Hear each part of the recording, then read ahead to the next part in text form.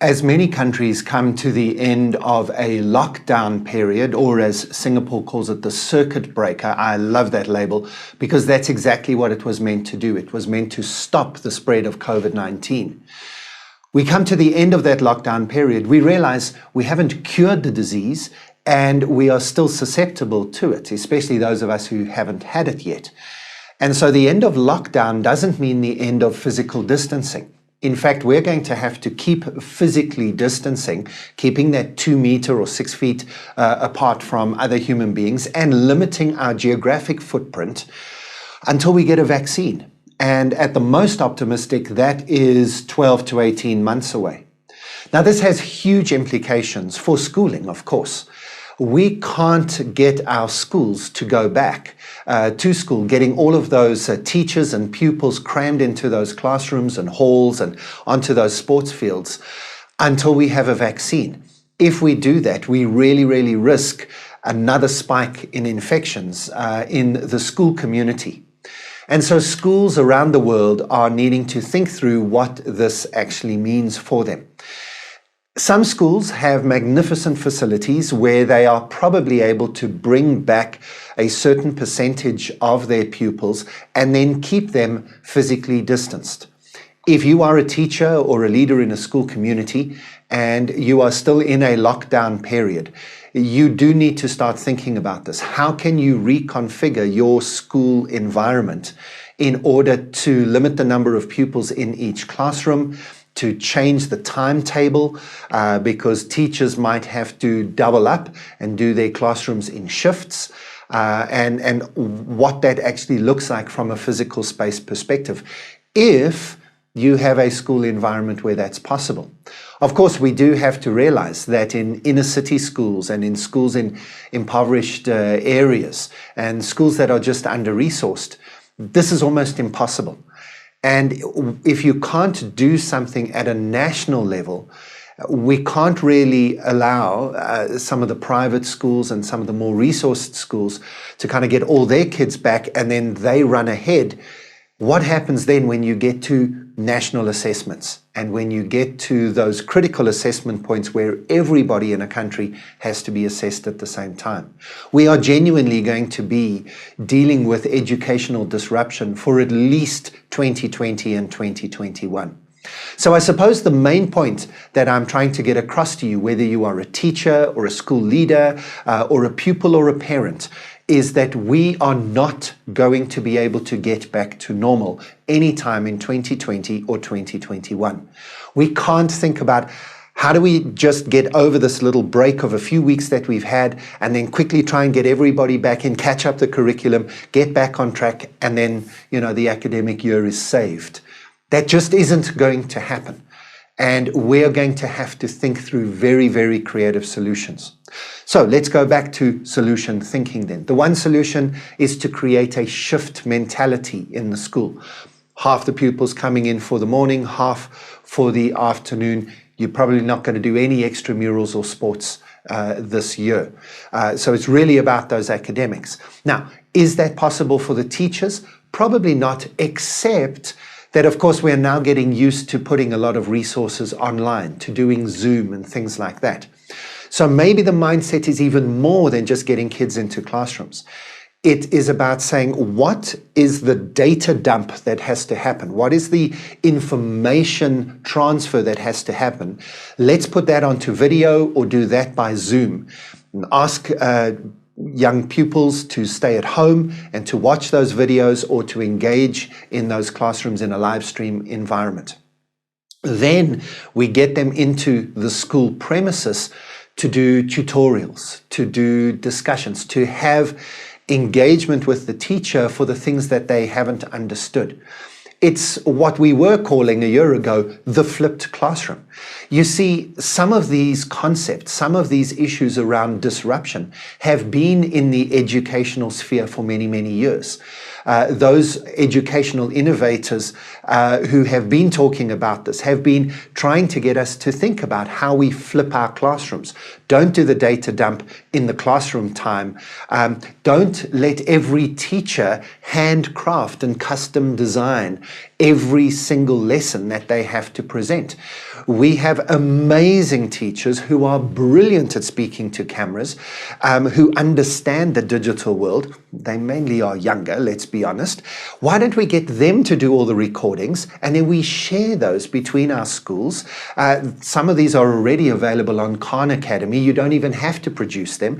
You can just allocate them to be watched by pupils at home, and then you come to the school environment, and that face-to-face time you have with your teacher is much more valuable because it's tutorial. It's almost like an extra lesson, if you like, in terms of it being more customized. You get the real value of having a live human teacher in the room rather than a teacher simply presenting the same lesson they've presented for the last 5 years at this stage of the curriculum. So there's a whole lot of thoughts to be had. There's a whole lot of planning.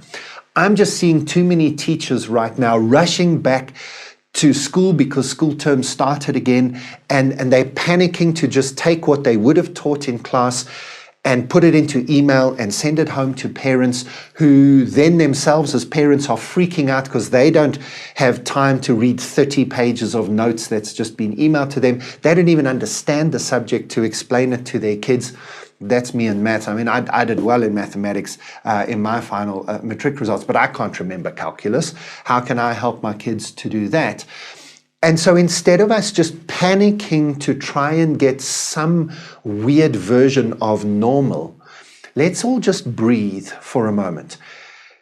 Take a week or two even. It's not going to be a problem in the grand scheme of our children's lives to just take another week or two to get ourselves set up properly so that we think through what physical distancing at a school might look like, and that we think through what digital resources we need, and then how we start bringing our pupils back. We probably then will need to start bringing pupils back, especially those pupils who are in significant years. In South Africa, it's grade 12, the matric year, the final year of school, where you get that assessment that opens up places for university, A-levels, GCSE final years, and so on around the world. Maybe those pupils should come back early. I'm not a huge fan of those assessments anyway. I think they're on their way out. But they're still important. You need that certificate to show that you finished schooling. And so maybe we bring those classes back only and then physically distance them in our facilities, and then see which other classes we can bring back later in time. Or maybe we change things completely. Maybe we continue with this working from home, but we realize that we can't get through the whole curriculum if we do that. So maybe some of the teachers need to step back and say, we're not going to get through the whole curriculum, but here's what we can get through. And I know teachers are going to battle with this because teachers think that they're out of time anyway. In the normal school year, there's too much in a school curriculum anyway. What happens if you just had to cut half the curriculum? And I just told you by law you can only teach half of the curriculum. Well, which half would it be? And maybe you and your teachers in your subject around your country and the education system you're in have to get an emergency meeting together to say, really, honestly, which half of the curriculum do we really want to teach? And maybe then the good teachers will realize it's never been about the curriculum anyway. It's always been about teaching young people how to think. It's been about teaching young people how to fall in love with learning. It's been teaching young people life skills. It's never been really about the data dump. Let's be honest, most of us can hardly remember the data that was dumped on us at school, but we remember all those other things. And I think good teachers will understand exactly what I'm saying. And hopefully parents will support good teachers in recognizing this isn't about the curriculum and about ticking off a list of things my kid must know. This is about shaping human beings, about creating a love of learning. Let's not kill that love of learning because we're trying to go back to a normal school environment. Let's use this opportunity of disruption to instill an absolute love of learning, a love of education, a love of the process of gaining new knowledge and insights into the world, a love of the development of self and the development of others. That's really what education is about anyway. And so now, educators, now is your time to shine. Not by working out how quickly we can go back to what we had, but by delivering what education is supposed to deliver anyway, even in a time when we can't do it in all the ways we were trained to do it. If you would like some help or some resources in thinking this through, our team at Tomorrow Today Global are passionate about education.